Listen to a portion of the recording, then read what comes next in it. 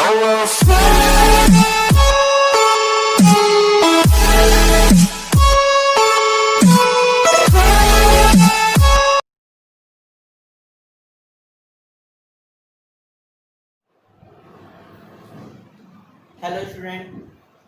उम्मीद करते हैं कि आप लोग घर पे सुरक्षित होंगे जिस तरह मैं हूँ। हमारे पहले पार्ट में हम केमिस्ट्री के दूसरे चैप्टर अम्ल, भस्म तथा लवण को स्टार्ट किए थे, जिसमें हम पहले पार्ट में अम्ल और भस्म को जाने थे। तो थोड़ा सा हम रिकॉल कर लेते हैं कि हमने पहले क्लास में क्या पढ़ा था। हम बोले थे, अम्ल के बारे में बोले थे कि अम्ल वह पदार्थ है जो स्वाद में खट्टा होता है और धातु से अभिक्रिया कर हाइड्रोजन गैस मुक्त करता है। भस्म के बारे में बोले थे कि भस्म वह पदार्थ है जो स्वाद में कड़वा होता है और अम्ल से अभिक्रिया कर लवण तथा जल बनाता है। ये बेसिक सा डिफिनेशन था अम्ल तथा भस्म का। आगे बात किए थे आपका आर्हेनियस द्वारा अम्ल तथा भस्म की परिभाषा। तो आर्हेनियस नामक एक वैज्ञानिक थे जिन्होंने अम्ल तथा भस्म को अपने तरीके से परिभाषित किए थे। आर्हेनियस ने क्या बोला था कि अम्ल वह पदार्थ है जो जल में घुलकर हाइड्रोजन आयन प्रदान करता है। आर्हेनियस ने क्या बोला था कि अम्ल वह पदार्थ है जो जल में घुलकर हाइड्रोजन आयन प्रदान करता है। और भस्म के बारे में बोला था कि भस्म वह पदार्थ है जो जल में घुलकर हाइड्रा ऑक्साइड आयन प्रदान करता है। ये हम लोग लास्ट के वीडियो में देख चुके हैं। आज के वीडियो में, आज की जो पार्ट 2 का जो वीडियो है अम्ल, भस्म तथा लवण का, तो आज जो हम लोग देखेंगे, आज जो हम लोग पढ़ने वाले हैं वो है अम्ल तथा भस्म के, अम्ल तथा भस्म के गुण। अम्ल तथा भस्म के क्या गुण हैं वो आज के लेक्चर में हम लोग देखेंगे। आज का जो वीडियो है वो पूरा इसी पे डिपेंड है कि अम्ल तथा भस्म के क्या क्या गुण हैं, उनकी क्या क्वालिटी है। आज सिर्फ हम इसी पे चर्चा करेंगे। बहुत सारे स्टूडेंट को एक चीज पे डाउट था, तो उस डाउट को क्लियर कर देते हैं।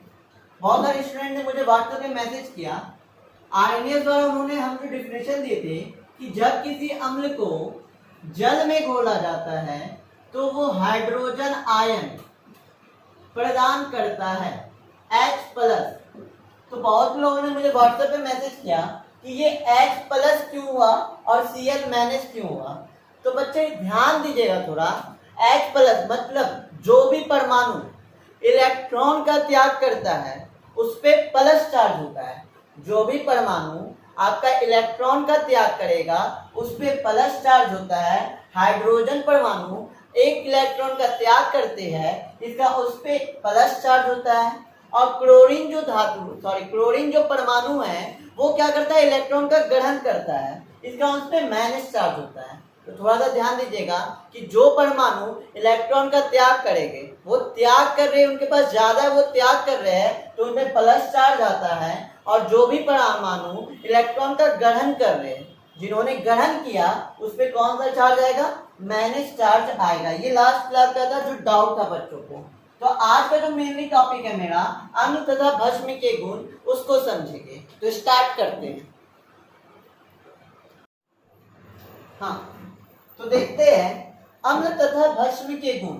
तो बहुत सारे गुण हैं, 8-9 गुण हैं अम्ल तथा भस्म के। क्या क्या उसके गुण हैं एक एक करके समझने का कोशिश करते हैं। तो पहला गुण क्या है ये समझते हैं।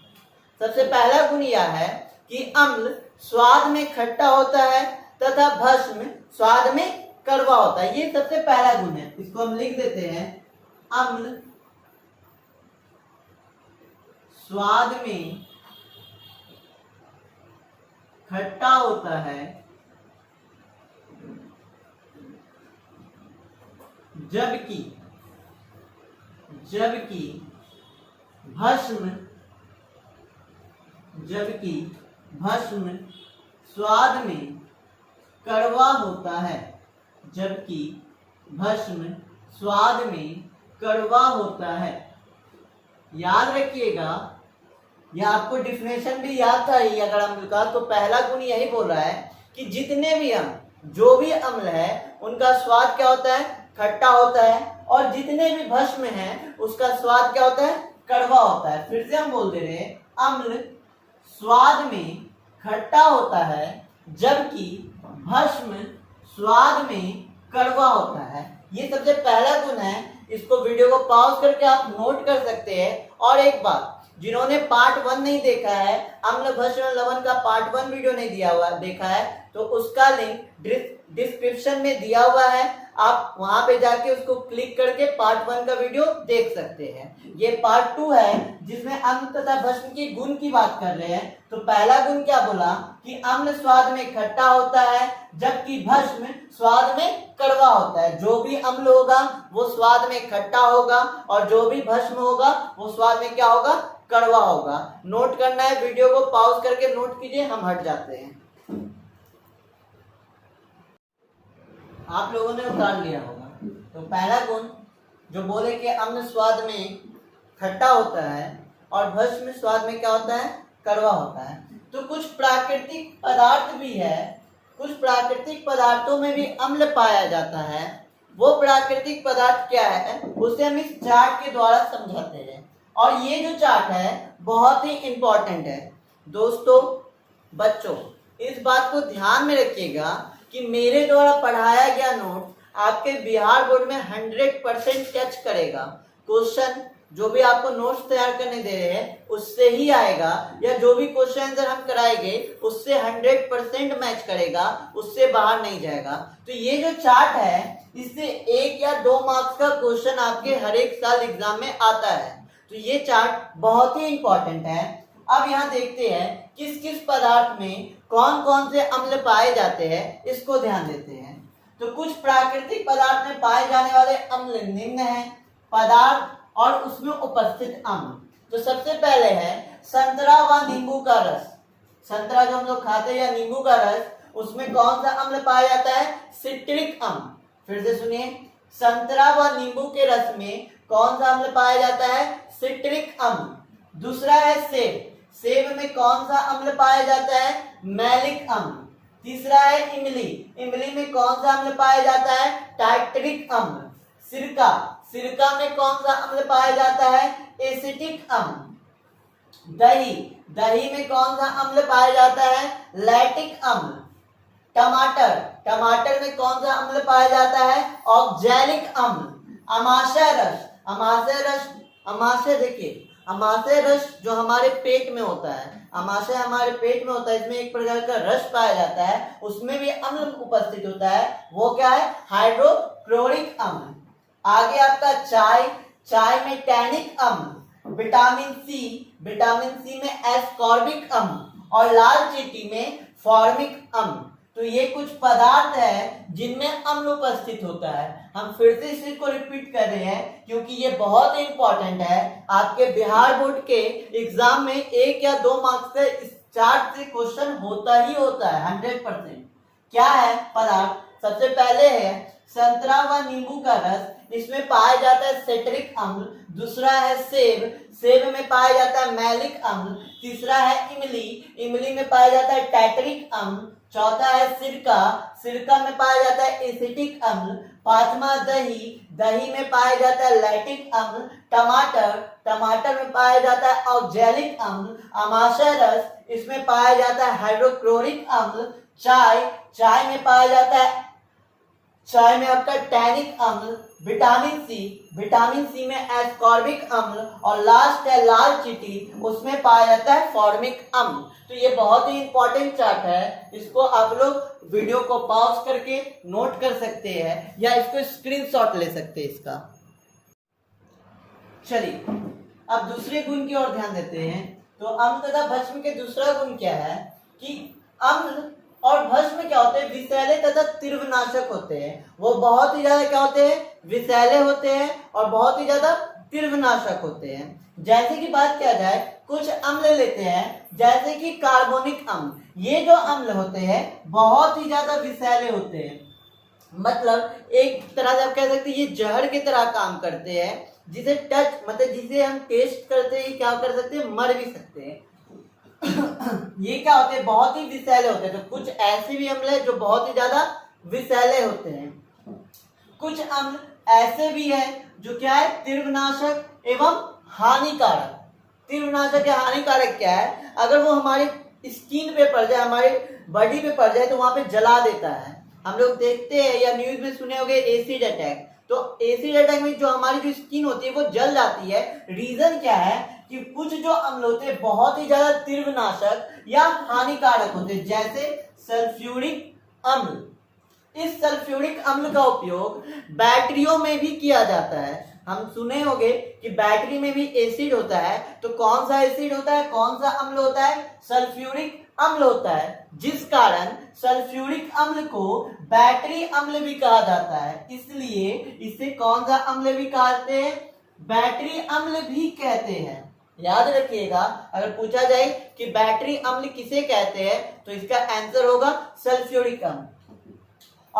और भी इसका एग्जांपल है अम्ल, जैसे नाइट्रिक अम्ल, जिसका उपयोग खाद एवं विस्फोटक मतलब बम बनाने के लिए भी किया जाता है। तो याद रखिएगा, अम्ल क्या होते हैं, बहुत ही विषैले होते हैं और तीव्रनाशक होते हैं। ये था अम्ल के बारे में। ऐसे ही कुछ भस्म भी है, तो सबसे पहले आप इसको नोट करना चाहते हैं तो नोट कीजिए, वीडियो को पॉज करके इसको नोट कीजिए। हम हट जाते हैं।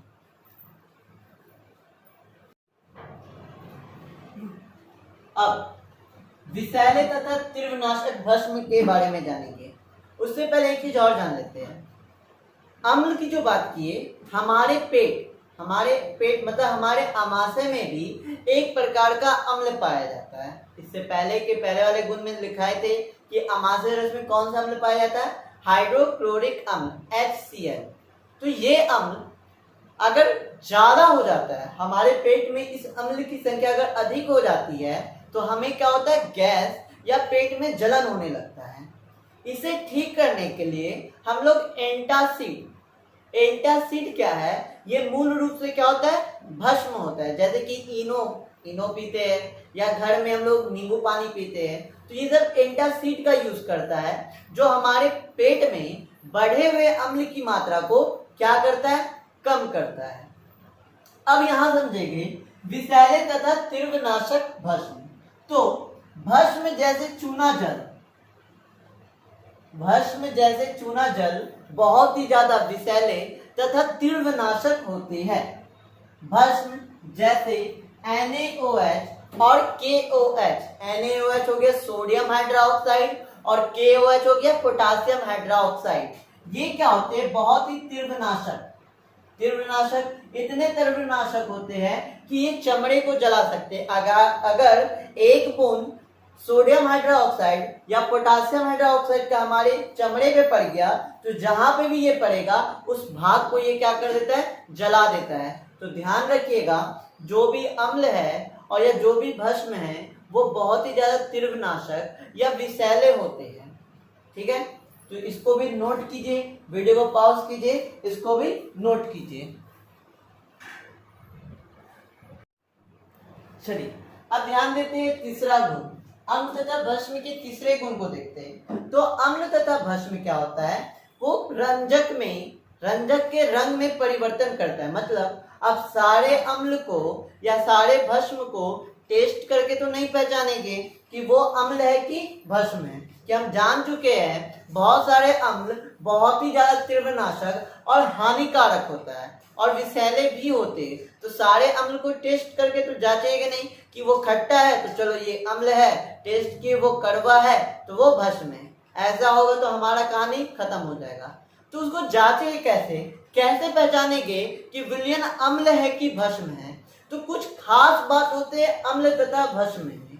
क्या खास बात है, अम्ल तथा भस्म रंजक के रंग में परिवर्तन, मतलब एक प्रकार का सूचक होता है जिसके रंग में परिवर्तन करता है। तो तीसरा गुण वही है, अम्ल तथा भस्म के द्वारा रंजक के रंग में परिवर्तन सूचक। इसके लिए सबसे उपयोगी जो हमारे लैब में प्रयोगशाला में यूज किया जाता है वो क्या किया जाता है, लिटमस पत्र का यूज किया जाता है। लिटमस पत्र एक पेड़ के छाल से बनाया जाता है। लिटमस पत्र एक पेड़ के छाल से बनाया जाता है। तो ये कैसे पता चलता है कि लिटमस पत्र से हम कैसे पता कर लेते हैं कि वो जो विलयन है अम्ल है कि भस्म है? आइए देखते हैं। बोला किसी विलयन में यदि नीला लिटमस पत्र, किसी विलयन में यदि नीला लिटमस पत्र लाल हो जाए, नीला लिटमस पत्र क्या हो जाए? लाल हो जाए, तो वह विलयन क्या होता है? अम्लीय होता है। याद रखिएगा, किसी विलयन में नीला लिटमस पत्र अगर लाल हो जा रहा है तो वो विलयन क्या होगा? अम्लीय होगा। थोड़ा सा यहाँ पे ध्यान दीजिए। एक जार में एक विलयन लेते हैं, ये अम्लीय है कि क्षारीय है ये हमें नहीं पता। एक जार में एक विलयन लिए, ये विलयन क्या है हमको नहीं पता, ये अम्ल है कि क्षार है ये हमको नहीं पता। अगर हम एक नीला लिटमस पत्र इस विलयन में डालते हैं, इस प्रकार से लिटमस पत्र होता है, एक नीला लिटमस पत्र हम इस विलयन में डालते हैं। डालने के बाद हम देखते हैं कि ये जितना दूर विलयन में डूबा वो लिटमस पत्र अगर लाल हो जाता है, ये जो लिटमस पत्र अगर लाल हो जाता है तो ये दिया गया विलयन कैसा होगा? अम्लीय होगा। याद रखिएगा, क्योंकि बोल रहा है कि किसी विलयन में यदि नीला लिटमस पत्र लाल हो जाता है तो विलयन क्या होता है? अम्लीय। एक जार में एक विलयन तैयार किए और उसमें हम लिटमस पत्र डाले, लिटमस पत्र डाले, और ये लिटमस पत्र कैसा था? नीला। जब नीला लिटमस पत्र डाले तो विलयन में देखते हैं कि ये जो लिटमस पत्र है क्या हो गया? लाल हो गया। इससे पहचान सकते हैं कि ये जो विलयन है ये विलयन कैसा है? अम्लीय है। ये विलयन कैसा है? अम्लीय है। उसी प्रकार दूसरा देखते हैं कि किसी विलयन में यदि लाल लिटमस पत्र, किसी विलयन में यदि लाल लिटमस पत्र नीला हो जाता है तो विलयन क्या कहलाएगा? क्षारीय कहलाएगा। याद रखिएगा बच्चों, यदि लिटमस पत्र नीला से लाल हो जाए, नीला से लाल हो जाए तो विलयन अम्लीय होगा। और लिटमस पत्र अगर लाल से नीला हो जाए, किसी विलयन में डाले और वो लाल से नीला हो जाए तो वो जो विलयन क्या कहलाएगा? क्षारीय कहलाएगा। इसको भी समझ लेते हैं। एक जार लिए, जार में कुछ विलयन है, ये विलयन कैसा है हमको नहीं पता। हम क्या किए, इसमें एक लाल लिटमस पत्र को डाले, एक लाल लिटमस पत्र को इस विलयन में डाले। जब इस लाल लिटमस पत्र को विलयन में डाले तो इसका कलर क्या हो गया? नीला हो गया। इसका कलर क्या हो गया? नीला हो गया। तब हम कह सकते हैं कि ये जो विलयन है ये कैसा विलयन है मेरा? क्षारीय। ये जो विलयन है ये विलयन कैसा है? क्षारीय। क्योंकि हमको तीसरा गुण बोल रहा है कि किसी विलयन में यदि नीला लिटमस पत्र लाल हो जाता है तो विलयन अम्लीय होता है। पहला कंडीशन, नीला लिटमस पत्र डाले ये लाल हो गया तो विलयन क्या होगा? अम्लीय। दूसरा कंडीशन बोला किसी विलयन में यदि लाल लिटमस पत्र नीला हो जाता है तो विलयन क्या होगा? क्षारीय। तो एक जार में एक विलयन है, कैसा विलयन नहीं पता, उसमें हम लाल लिटमस डाले तो लाल लिटमस डाले, जितना दूर विलयन था उतना दूर तक नीला हो गया। इससे यह पता चल रहा है कि ये जो विलयन होगा ये क्या होगा? क्षारीय। क्योंकि हम जानते हैं कि लाल लिटमस पत्र नीला हो जाता है, लाल लिटमस पत्र नीला हो जाता है, किसमें नीला होता है? क्षारीय में। तो याद रखिएगा ये बहुत ही इंपॉर्टेंट है कि जब लिटमस पत्र नीला से लाल हो जाए तो विलयन अम्लीय होता है, और जब लिटमस पत्र लाल से नीला हो जाए तो विलयन क्षारीय होता है। और एक बात, ये जो लिटमस पत्र बनता है ये बनता है लाइकेन पौधे से, लाइकेन पौधे से। ये जो लिटमस पत्र बनता है वो बनता है लाइकेन पौधे से। अगर पूछा जाए कि लिटमस पत्र किस पौधे के छाल से बनता है तो याद रखिएगा ये लाइकेन के पौधे से बनता है। क्वेश्चन आता है, ऑब्जेक्टिव में पूछा जाता है कि किस पौधे के छाल से लिटमस पत्र बनता है, तो लाइकेन के पौधे से लिटमस पत्र बनता है। वीडियो को पॉज करके इसको नोट कर लीजिए।